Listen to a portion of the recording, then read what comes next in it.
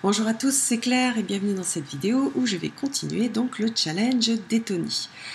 Alors, donc, je fais cette vidéo pour répondre à la question du 11 janvier, qui est quelle est la carte que vous avez le plus tirée en 2015 et pourquoi est-ce que vous pensez que vous avez beaucoup tiré cette carte?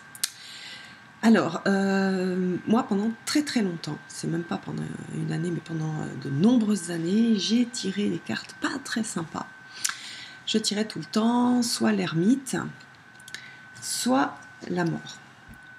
Et puis voilà, y a des choses importantes qui se sont terminées dans ma vie, au niveau personnel, au niveau professionnel. Donc, et puis donc j'ai aussi beaucoup commencé à travailler sur moi. Toutes les premières années où j'ai bossé sur moi, j'avais beaucoup l'ermite. Donc c'était vraiment des cartes à propos, c'est-à-dire la mort, la fin d'une façon de vivre, une façon d'être, etc. Et puis l'ermite, le travail sur soi. Et l'année dernière, j'ai plus tiré deux cartes, donc une arcane majeure et puis une arcane mineure. Alors, dans l'année plutôt cette arcane majeure, donc, qui est le monde, donc c'est la fin du cycle, la réalisation. Alors, ça ne veut pas dire que tout est rose, mais je pense que ça correspond pour moi au passage à une phase différente de ma vie. Donc, et je l'ai bien senti, c'est-à-dire au niveau émotionnel. J'ai vraiment appris beaucoup de choses l'année dernière, pas forcément de façon très agréable tout le temps, mais je suis arrivée à voir un peu la lumière. On voit bien d'ailleurs, là on a un symbole que j'aime beaucoup, le lotus. Le lotus, lui, il a sa graine en fait dans le noir, dans la boue, etc.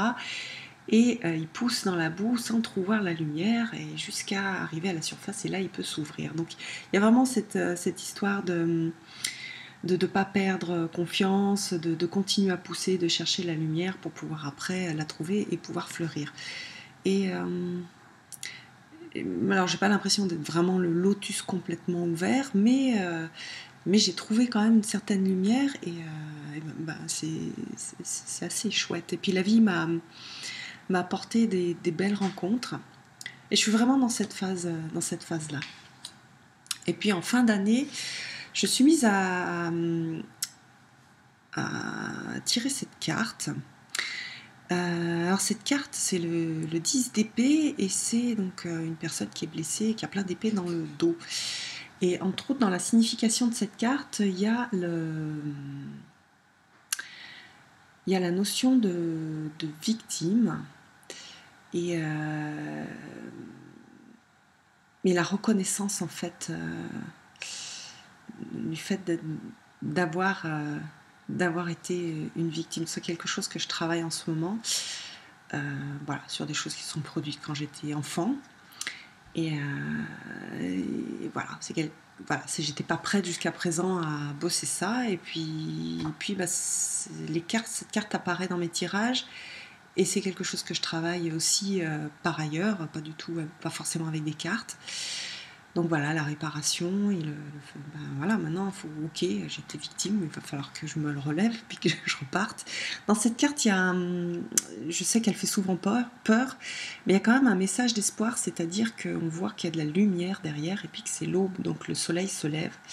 Donc, et au niveau métaphorique, on va mettre de la lumière sur ce qui s'est passé pour pouvoir guérir et pour pouvoir se relever.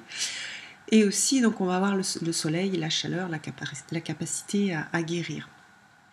Donc, ça peut être une carte. Bon, c'est pas, quand je la vois, elle me fait quand même quelque chose, mais c'est quand même une carte d'espoir, une carte qui fait avancer. Et puis, c'est la fin d'un cycle. Donc, c'est la fin de quelque chose de pas forcément très agréable. Donc c'est une bonne carte, malgré l'image, qui fait quand même assez peur. Puis alors, dans ce jeu-là, le personnage il est tout petit, tout fragile, et on se demande comment autant d'épées ont pu le blesser.